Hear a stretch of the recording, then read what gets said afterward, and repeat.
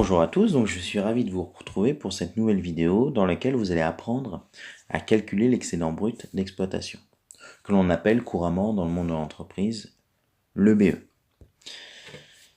Cet excédent brut d'exploitation correspond au flux de fonds sécrété par le cycle d'exploitation, c'est-à-dire un excédent potentiel généré par les activités d'exploitation d'entreprise, ou que l'on appelle aussi un flux de trésorerie potentiel dégagé par l'activité courante de votre entreprise, c'est-à-dire l'activité habituelle. Il se calcule toujours en partant du haut du compte de résultat. Donc pour trouver le BE, il faut déterminer d'abord la valeur ajoutée, ensuite rajouter les subventions d'exploitation, on en déduit ensuite les impôts et taxes, et enfin les charges de personnel. Donc il vous faut, pour calculer votre BE, donc votre compte de résultat, vous pouvez voir qu'à droite vous avez les produits, on ne prend que les produits d'exploitation, et on a à gauche les charges, on ne prend que les charges d'exploitation, puisque le BE, dans le BE il y a le mot exploitation, donc on ne s'intéresse qu'à l'exploitation. Donc on va commencer par prendre donc les ventes de marchandises, on rajoute la production vendue, ce qui nous donne donc le chiffre d'affaires de l'entreprise. Donc le chiffre d'affaires correspond bien à toutes les ventes de l'entreprise.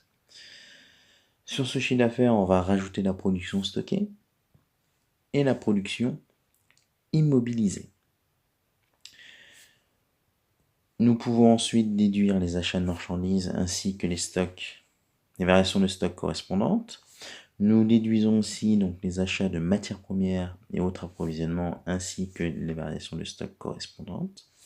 Il faut aussi déduire les autres achats et charges externes.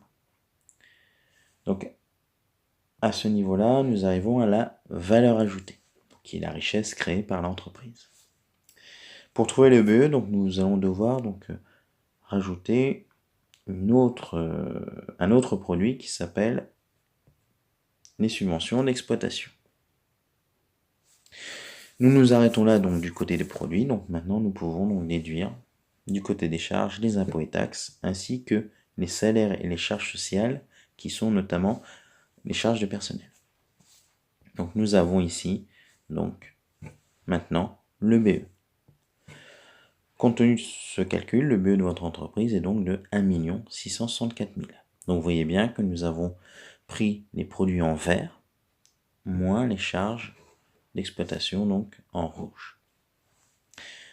On voit bien ici que nous laissons de côté donc les éléments comme des reprises ou des dotations aux amortissements, des transferts de charges, des autres produits ou des autres charges. Donc ça, on ne tient pas compte de ce calcul. Voilà, donc j'espère que cette vidéo vous a permis de mieux comprendre et surtout de savoir calculer le BE. Donc je vous dis à très bientôt pour de nouvelles vidéos.